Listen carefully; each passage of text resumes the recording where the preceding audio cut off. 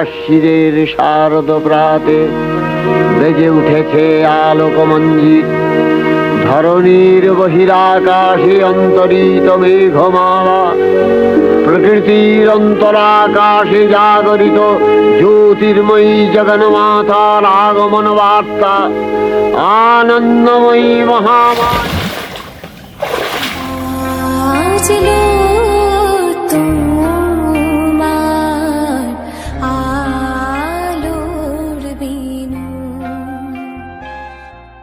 পিতৃপক্ষ শেষ করে আজ দেবী পক্ষের আগমন। আজকে মহালয়। অন্য কোনো দিন সকালে ঠিক ঘুমটা না ভাঙলেও আজ কিন্তু আর বিছানায় শুয়ে থাকা যায় না। অনেকটা তাড়াতাড়ি তো ঘুমটা ভেঙে গেছিল, কিছু শুট নিচ্ছিলাম আর এখন প্রায় অনেকটাই সকাল হয়ে গেছে। তো এখন স্নানে যাব, চলো স্নানটা করে আসি। মানে এই শুটটা কিন্তু আমি স্নানের পরে এসে নিয়েছি।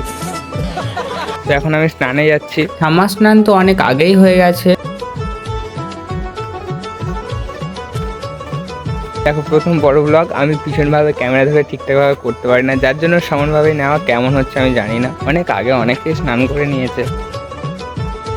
আর এটা হচ্ছে আমাদের পাড়ার ইন্দু মাসি। 1 টাকা নিয়ে স্নানে যাচ্ছি। এই দেখো, এটা পাড়ার একটা প্যান্ডেল। চলে আসি পুকুর পাড়ে, স্নান তো আজকে পুকুরেই করব। প্রথমে এখানে এখন বাবা স্নান করছে।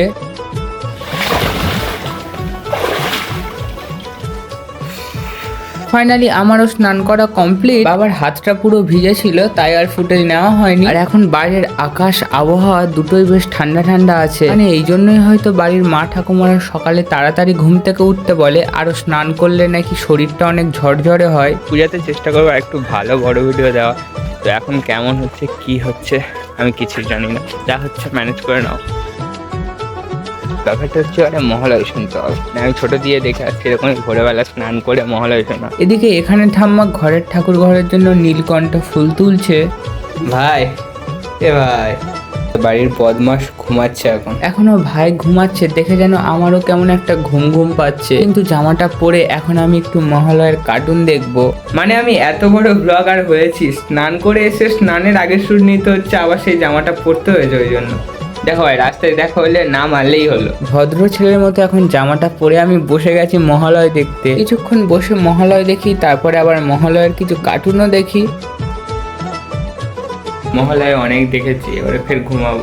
ঘুম পেলে কি করবো, মানে আমি মহালয়ের দিনটা তোমাদেরকে দেখানোর চেষ্টা করছি। মা তো এখানে নেই, মা গঙ্গাসাগর গেছে। তো রান্না মোটামুটি আমাকেই করতে হবে, আর ফোনের চার্জও নেই, ঘুমও পাচ্ছে। ভাবছি একটু ঘুমিয়ে নিয়ে আর ঘুম দিয়ে উঠে রান্না করব। এখন ফোনটা একটু চার্জে দিয়ে তারপরে দেখা হচ্ছে। মনে পড়ে গেল আমার তো এখনো ব্রাশ করাই হয়নি। তারপর ব্রাশ করে ফ্রেশ হয়ে আমি ঘুমিয়ে পড়েছিলাম, আর এখন ডাইরেক্ট ঘুম থেকে উঠে আমি রান্নাঘরে চলে এসেছি। এদিকে কাটাকুটিও সব কমপ্লিট, আর মাছের নুন হলুদ তেল সব মাখিয়ে মাছ ভাজা শুরু করে দিয়েছি। মানে ওই মাছের ঝোলটা আমি করেছিলাম আর ঠাম্মা ভাতটা করেছিল। এইভাবে মোটামুটি রান্না বান্না সব শেষ হয়ে যায়। তারপর দুপুরে খাওয়া দাওয়া করেছি, ঘুমিয়েছি, আর সন্ধ্যায় মা চলে এসেছিল। এখন সত্যি বলতে ভিডিওটা আর কিভাবে বাড়াবো বুঝতে পারছিলাম না, তাই এখানেই শেষ করে দিলাম। এটাই ফার্স্ট বড় ব্লগ ছিল, জানি না কেমন কি হয়েছে, কি ভুল বলেছি না বলেছি, কেমন লেগেছে আমি জানি না। তোমরা কমেন্ট করে জানাও, আর যদি কোনো ভুল হয়ে যায় মাফ করে দিও। তবে হ্যাঁ, যা পারবে কমেন্ট করবে। কেমন লাগলো অবশ্যই জানাবে, ভালো লাগলে লাইক সাবস্ক্রাইব করে দেবে।